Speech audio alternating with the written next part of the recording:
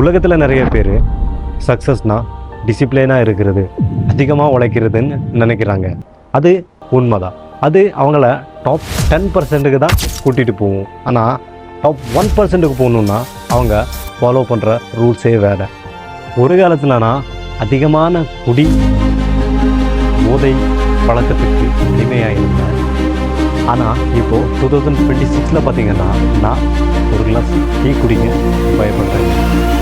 அதிகமான சரக்கு, போதை, மஸ்டர்பேஷன் இந்த மாதிரி எடிக்ஷனுக்கு ரொம்ப அடிக்ட் ஆகி அதுலேருந்து எப்படி வெளியே வந்தேன், இது எல்லாத்தையும் எப்படி கண்ட்ரோல் பண்ணலாம், இது மட்டும் இல்லாமல் உங்களோட வாழ்க்கையை எப்படி ஒரு டிசிப்ளைனான வாழ்க்கையாக வாழலாம். நான் படித்த புக்லேருந்து, எனக்கு ஆன அனுபவத்துலேருந்து, நான் அப்படிலேருந்து இப்படி மாறுறதுக்கு எனக்கு என்னெல்லாம் ஹெல்ப் பண்ணிச்சோ அதில் ஒரு 5 பாயிண்ட்ஸை உங்கள் கூட ஷேர் பண்ணிக்க போகிறேன். அதிகமான குடிப்பழக்கம், போதை, மஸ்டர்பேஷன் இந்த மாதிரி பேட் ஹேபிட்ஸ்லேருந்து எப்படி நான் வெளியே வந்தேன், அதை எப்படி கண்ட்ரோல் பண்ண கற்றுக்கிட்டேன், அதை எப்படி என்னோடய லைஃப்பில் மெயின்டைன் பண்ணிகிட்டு இருக்கேன். படித்த சில புக்லேருந்து எனக்கு கிடைச்ச அறிவு, நான் அதை யூஸ் பண்ணி எனக்கு கிடைச்ச ரிசல்ட் தான் உங்கள் கூட ஷேர் பண்ணிக்க போகிறேன். நான் உங்கள் health is wealth. Please subscribe my channel. இந்த வீடியோ பிடிச்சிருந்தா ஒரு லைக்கை பண்ணுங்கள். உங்கள் வாழ்க்கையிலையும் இந்த மாதிரி ப்ராப்ளம் இருந்து நீங்கள் உங்கள் வாழ்க்கையை டிசிப்ளைனாக கொண்டு போகணும், ஆனால் உங்களால் முடியல இப்படின்னு நீங்கள் இருந்தால் இந்த வீடியோவை ஃபுல்லாக பாருங்கள். உங்கள் லைஃப்பில் ஏதாவது ஒரு சின்ன சேஞ்சஸ் வந்தால் அதுக்கு எனக்கு ஒரு ஜஸ்ட் ஒரு லைக் போட்டு கமெண்ட் பண்ணுங்கள். Yes, I am change.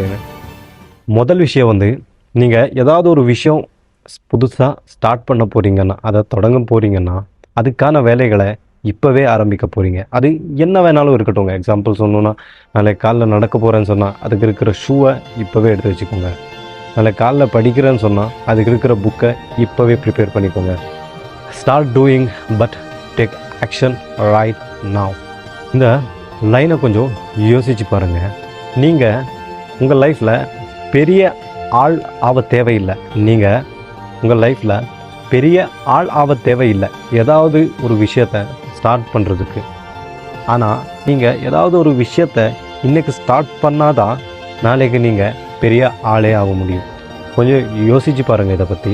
இதை நான் சொல்லலை, ஜிக் ஜிக்லர் இவங்க ஆத்தர், இவங்க தான் சொல்கிறாங்க. இங்கே 5 வருஷம் முடிஞ்சு உங்கள் வாழ்க்கையில் ஏதாவது ஒரு நல்ல லெவலுக்கு போகலாம். நீங்கள் அதிகமான காசு சம்பாதிக்கலாம், நீங்கள் ஒரு வெல் செட்டில்டாக ஆகலாம், உங்கள் லைஃப்பை நீங்கள் எப்படி வேணால் சேஞ்ச் பண்ணிக்கலாம். ஆனால் அதுக்கு முக்கியமான காரணம் நீங்கள் இப்போது இந்த நிமிஷம் எடுக்க போகிற அந்த ஒரு சின்ன முடிவு தான். உதாரணம் சொல்லணுன்னா, நாளையிலேருந்து நான் 5 மினிட்ஸ் நடக்க போகிறேன்னு சொன்னால் காலப்போக்கில் அது உங்களுக்கு ஒரு பழக்கமாக ஆகிடும். இன்னிலேருந்து நான் 1 லிட்டருக்கு மேலே தண்ணி குடிக்க போகிறேன். நான் தண்ணியை குடிக்கிறத அளக்க போகிறேன். நான் எவ்வளோ தண்ணி குடிக்கிறேன்னு நான் தினமும் ஒரு ரெக்கார்டு வச்சுக்க போகிறேன். நீங்கள் ஸ்டார்ட் பண்ணால் கொஞ்சம் நாளில் உங்களுக்கு அந்த தண்ணி இல்லாமல் இருக்க முடியாது. நான் இதை சும்மா சொல்லுங்க, நான் என்னோடய லைஃப்பில் அப்ளை பண்ணிக்கிட்டு, நான் படித்தது இல்லாமல் என்னோடய லைஃப்பில் அதை அப்ளை பண்ணிக்கிட்டு எனக்கு கிடைச்ச அந்த ஒரு ரிசல்ட் பலன் என்ன இருக்குது, அதுதான் உங்கள் கூட ஷேர் பண்ணிக்க போகிறேன். வீடியோ பிடிச்சிருந்தா ப்ளீஸ் சப்ஸ்கிரைப் மை சேனல். நான் உங்கள் health is wealth. Once again welcome back to my channel. நீங்கள் கற்றுக்க போகிற ஒரு விஷயத்தை உங்கள் தினசரி வாழ்க்கையில் எப்படி செயல்படுத்திக்கலாம், எப்படி தொடர்ந்து பண்ணுறதுக்கு கற்றுக்கலாம் தான் அடுத்து வர விஷயத்தில் பேச போகிறோம். அதான் தப்பிக்க முடியாத ஒரு சிஸ்டமை ஃபாலோ பண்ணுங்க. You need to drop your self.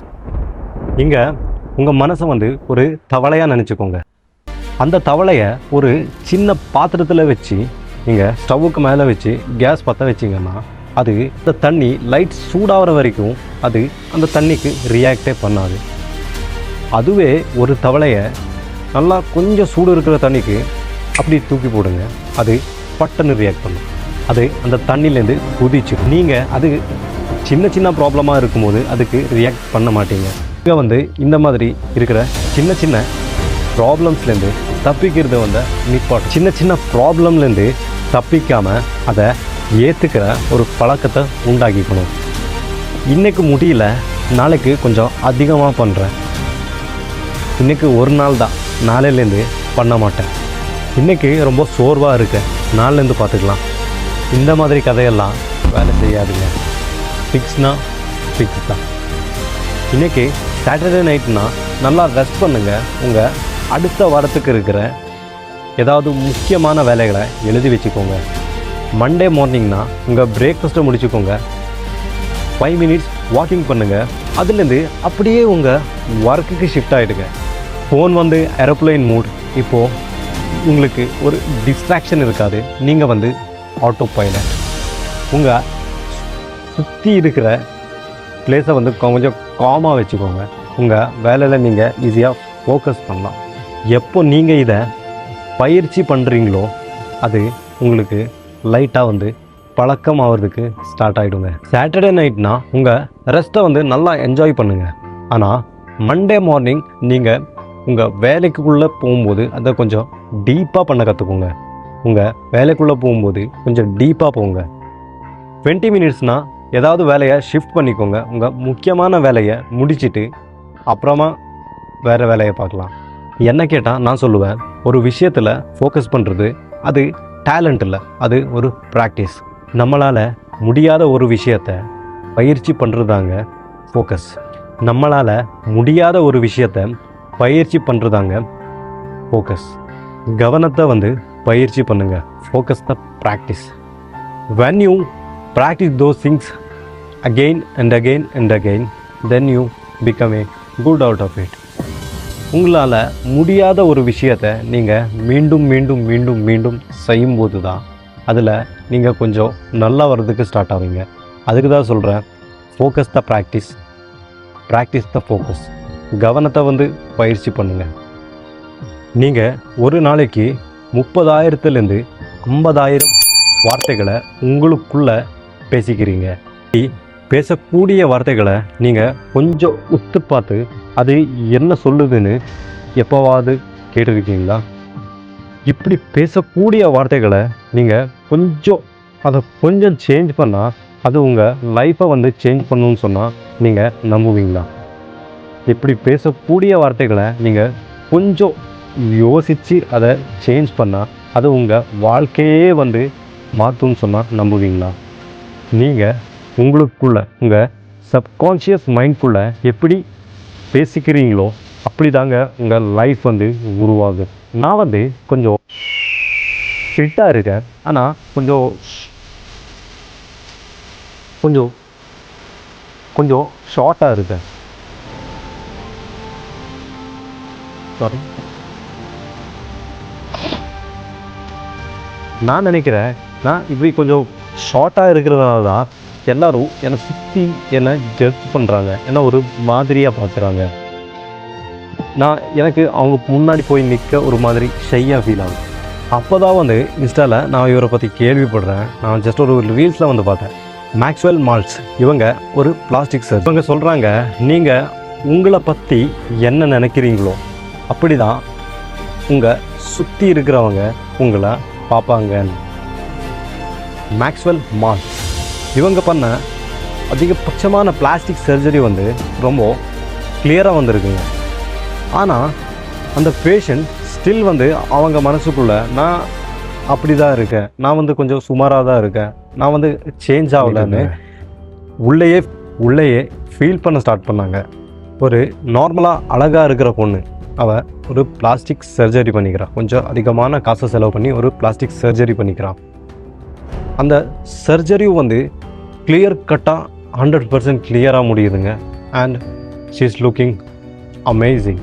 After the surgery அவள் கண்ணாடியில் அவள் ஃபேஸை பார்த்து ஸ்டில் அவள் நினச்சிட்டு இருக்கான், நான் அப்படி தான் இருக்கேன், நான் இன்னும் கொஞ்சம் சேஞ்ச் அதிகமாகணும். இப்படி அவள் மனசுக்குள்ளேயே அவள் ஃபீல் பண்ண ஸ்டார்ட் பண்ணியிருக்காங்க. அப்போ தான் நம்ம மேக்ஸ்வெல் மால்ட்ஸ் இவங்க கண்டுபிடிக்கிறாங்க, ப்ராப்ளம் அவங்க ஃபேஸ்லேயோ அவங்க பாடியிலையோ இல்லை, அவங்க மனசுக்குள்ளே, அவங்க இன்னர் மைண்ட், அவங்க சப்கான்ஷியஸ் மைண்டில் என்ன நினைக்கிறாங்களோ அதுதாங்க ப்ராப்ளம். என்னோடய லைஃப்லையும் இந்த ஒரு எக்ஸாம்பிள் தான் நான் அப்ளை பண்ணிக்கிட்டேங்க. நான் பார்க்க குள்ளமாக இருந்தாலும் நான் கொஞ்சம் ஃபிட்டாக இருக்கேன். நான் என்னோடய பாடியை மெயின்டைன் பண்ணிகிட்டு இருக்கேன். என்ன மாதிரி இருக்கிறவங்க எவ்வளோ பேர் கொஞ்சம் லேசியாக இருக்காங்க. அவங்க அவங்க டெய்லி லைஃப் ரொட்டீனை வந்து ஃபாலோ பண்ணுறதில்ல.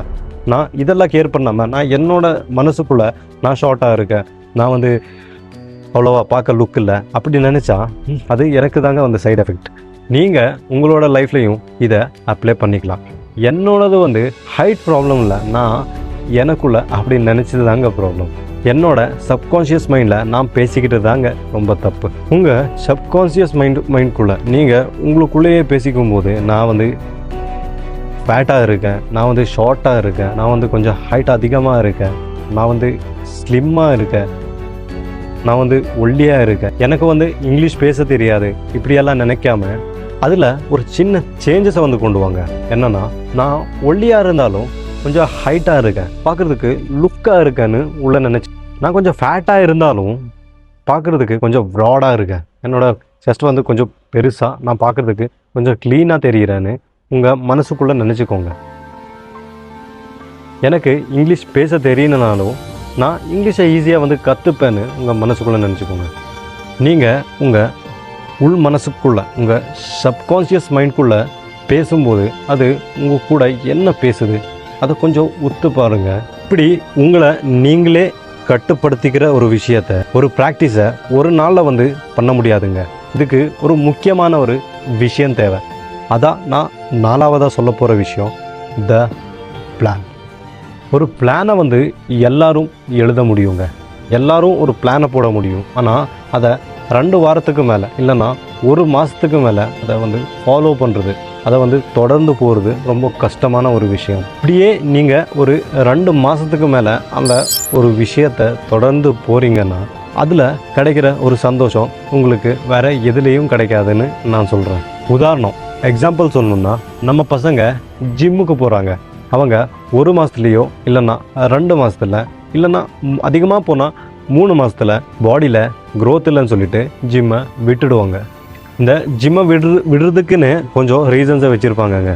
இது அவங்க க்ரோத்தோட ஒரு அந்த சொல்கிற ரீசன்ஸோட பிரச்சனை இல்லைங்க, இது அவங்க பிளான் அண்ட் அவங்க மைண்டோட ஒரு முக்கியமான பிரச்சனை. எப்போ ஒரு 3 வாரத்துக்கு மேலே நீங்கள் ஜிம்முக்கு போகிறீங்களோ, நீங்கள் தினமும் பார்க்குற அந்த விஷயங்களை பார்த்து போர் ஆகிடுவீங்க. அதே ஜிம் மாஸ்டர், அதே ஸ்குவாட், அதே பெஞ்ச் ப்ரெஸ், அதே ரொட்டீன். ஜிம்முக்கு போகிற பிகினர்ஸுக்கு நான் வந்து தர அட்வைஸ் என்னென்னா, முதல்ல ஒரு 2 வாரத்துக்கு நீங்கள் வீட்டிலையே கொஞ்சம் ஈஸியாக ஒர்க் அவுட் ட்ரை பண்ணி பாருங்கள். அது உங்கள் அந்த போரிங்கை போக்கிடும், உங்கள் போரிங்லேருந்து வெளியே வர ஹெல்ப் பண்ணும்.